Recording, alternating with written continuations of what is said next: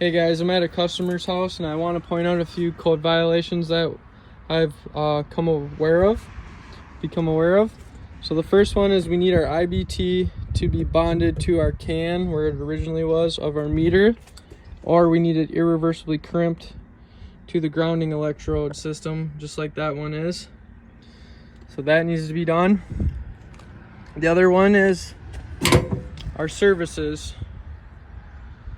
So our services on here are not identified. So we have a total of 3 services. We have one on the house, inside the basement, down in this basement. So we need to put a placard in the basement and that identifies that service. This service needs to be on here,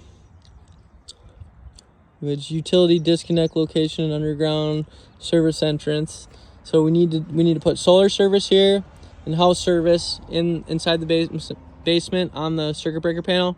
Then we need another service over here to fulfill the requirements of 705 interconnection. So we need a service inside of the pottery barn on the breaker panel. That'll identify the 3 services. It'll be service 1 of 3, 2 of 3, and 3 of 3. The next issue is overcurrent protection.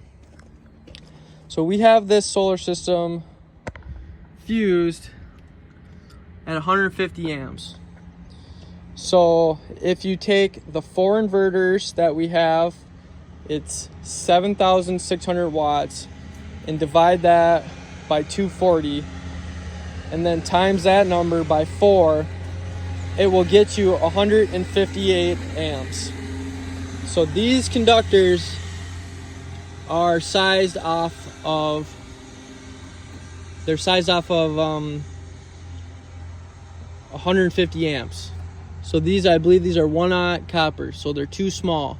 So we need to change these wires out in the meter all the way to our meter can. So we're going to require a shutdown to do that. We're going to need this meter pulled to de-energize all 3 services so we can tap on here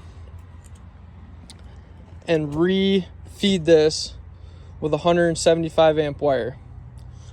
So 158 amps is going to be the continuous load of all 7.6 kilowatt inverters. So we have to size these fuses to 175 amps. So we are very fortunate in this scenario because this underground wire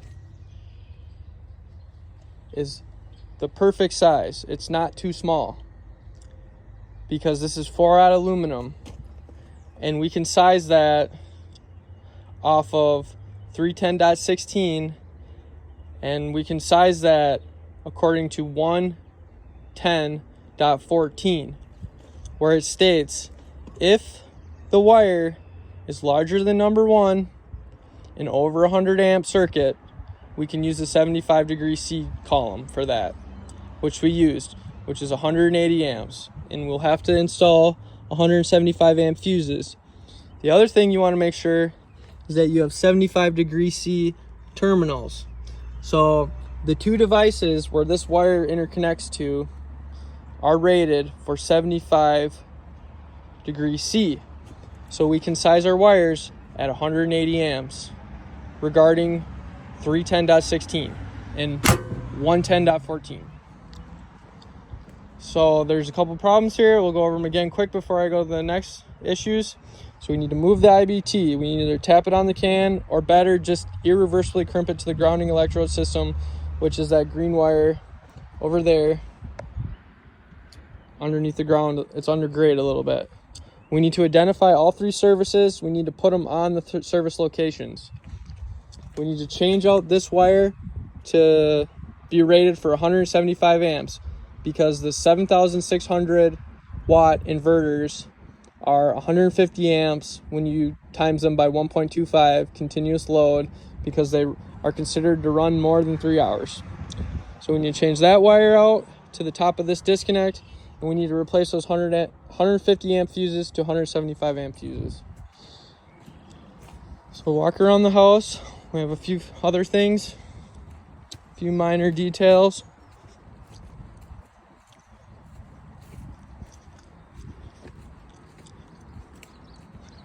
So the other things the inspector wanted to see done is we need to install an inter-system bonding termination for communication. See, there's communication wiring over here. All this stuff on the ground goes in there. So we need to install an inter-system bonding termination. We either need to crimp it to this grounding electrode conductor or the green grounding electrode conductor right there. 250.6 states if you have a building or structure and you have grounding electrode conductors or a grounding electrode conductor system, they have to be common with one another. So then we're gonna have to take that green wire there and crimp it to that bare wire irreversibly with a crimp. So they're irreversibly spliced together and they're common. So we got an IBT installed here, inter-system bonding termination, anywhere around here. And then we want to irreversibly crimp the two grounding electrode conductors. And the last thing the inspector wanted to see, which I've never seen before yet on any of these jobs, is he wants breaker locks on here. So they are a lock, they're a piece of metal that you put on these breakers. They go around here, so you can actually put a physical lock on here, because the inverters are not within sight. They're on the other side of the wall, so we need a means to lock out, tag out, essentially. So we're gonna need 4 breaker locks on Eaton BR 2-pole breakers. So you just take this panel off, you snap these breaker locks on here, they snap right on here, and then you put the panel back on. Please feel free to reach out with any questions. I'm happy to help as much as I can. Not too big of a deal. It could have been way worse if we had to retrench all this wire. We got pretty fortunate there. So we just need to maybe change the 1 line 2 to represent 175 amps. So thanks guys, have a great day. We're gonna close this job up. The inspector said everything looked really good though on the system. So all right, have a wonderful day. Thank you.